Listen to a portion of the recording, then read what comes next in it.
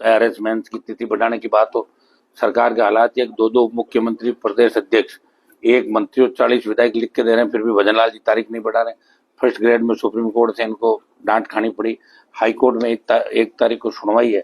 और हम चाहते हैं कि सरकार, जो बीजेपी का खुद का कमिटमेंट था वोटों, नौजवानों को बरगला के वोट ली भारतीय जनता पार्टी के तमाम नेताओं ने, कि हमारी अगर सरकार बनी तो एसआई भर्ती जिसमें बड़ा घपला हुआ है, 100-125 करीब पकड़े गए, एसओजी 500 फर्जी बता रही है, 859 में से दो मेंबर आरपीसी के अंदर बंद है और आरपीसी पुनर्गठन हम करेंगे, ये बीजेपी का वादा था। जाट आंदोलन की बात कर रहे हैं सर आप।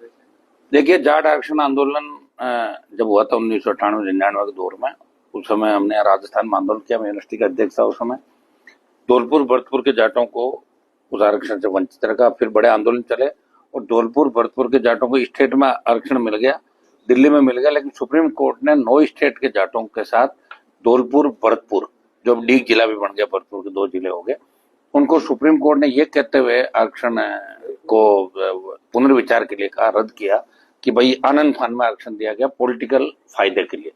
तो स्टेट गवर्नमेंट ने वापस आयोग से रिपोर्ट ली और जो बीजेपी की पुरानी सरकार थी 13-18, वहां धौलपुर भरतपुर के जाटों को आरक्षण स्टेट में दे दिया, लेकिन केंद्र में अभी भी आरक्षण नहीं मिला। आयोग की रिपोर्ट भी आ गई, लंबे समय से आंदोलित थे, तब इनके समझौता वार्ता भी हुई थी, बीजेपी ने कोई 2-3 मंत्रियों की कमेटी बनाई थी, उसको लेके 2-3 दिन से वहाँ आंदोलन को लेकर तैयारी कर रहे हैं। जाट आरक्षण संघर्ष समिति जो बनी हुई है, कल उन्होंने मुझे न्योता दिया और कल का कार्यक्रम रखा डेरा मोड़ पे, मैं वहाँ कल मेरी व्यक्तिगत उपस्थिति दर्ज कराऊंगा और निश्चित रूप से धौलपुर भरतपुर के जाटों, डीग जो भरतपुर के 2 जिले हो गए, डीग सहित 9 स्टेट के जाटों को दिल्ली में आरक्षण मिले, जहां ओबीसी में आवश्यकता ओबीसी में आरक्षण मिले। जाट जाति के साथ साथ तमाम वो जातियां जो आरक्षण की हकदार है, जो पिछड़ी हुई है, ओबीसी का आरक्षण भी बढ़े जनसंख्या के अनुपात में, ये मुद्दे रोज हम उठाते रहे और आगे भी जो आर्थिक आधार पर आरक्षण भी की पैरवी भी हमने करी, आगे भी जिनको आरक्षण की आवश्यकता है उनको आरक्षण मिले, इस दिशा में हम लोग शुरू से प्रयास करें। कल मैं भरतपुर धौलपुर के दौरे पर रहूंगा और जाट आरक्षण आंदोलन में कल बड़ा निर्णय हो सकता है, कोई भी, वो हम करेंगे। सर, पर 2 बार बीजेपी 2 बार कांग्रेस, दोनों ने नियमों के ताक पर रखकर, जिस कारण ये बार कोर्ट में रद्द हो गया, आपको नहीं लगता जाटों के साथ धोखा होगा? धोखा तो सबके साथ ही हो रहा है, पूरे देश के साथ ही धोखा हो रहा है। राजस्थान के साथ तो 70 साल से धोखा हो रहा है।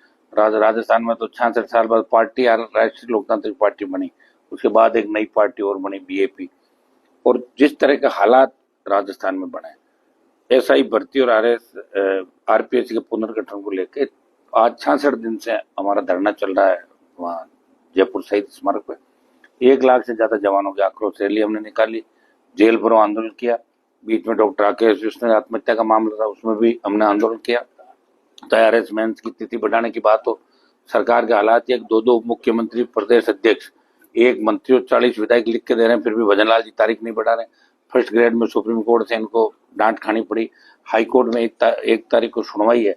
और हम चाहते हैं कि सरकार, जो बीजेपी का खुद का कमिटमेंट था वोटों, नौजवानों को बरगला के वोट ली भारतीय जनता पार्टी के तमाम नेताओं ने, कि हमारी अगर सरकार बनी तो एसआई भर्ती जिसमें बड़ा घपला हुआ है, 100-125 करीब पकड़े गए, एसओजी 500 फर्जी बता रही है, 859 में से दो मेंबर आरपीसी के अंदर बंद है और आरपीसी पुनर्गठन हम करेंगे, ये बीजेपी का वादा था। और ये वादा याद दिलाने के लिए कांग्रेसी तो चूंकि बैठे हुए, क्योंकि उनके राज में तो घपला घोटाला हो गया और बीजेपी वाले दूसरे कामों में लग गए। भजनलाल जी खुद करें, कांग्रेस के बड़े नेता रात के अंधेरे में मेरे से मिलते हैं। तो निश्चित रूप से राजस्थान को बचाने के लिए किसी को निकलना पड़ेगा और निकलता हूं, मुझे कोई दिख नहीं रहा। हनुमान बेनीवाल जिस तरह पहले आंदोलन कर रहा था, प्रयास कर रहा था, वही आंदोलन प्रयास में रहा है। 1 तारीख को अगर फैसला सरकार हमारे पक्ष में नहीं करती है या नहीं देती तो फिर दिल्ली कूच का कार्यक्रम भी हमारा रहेगा।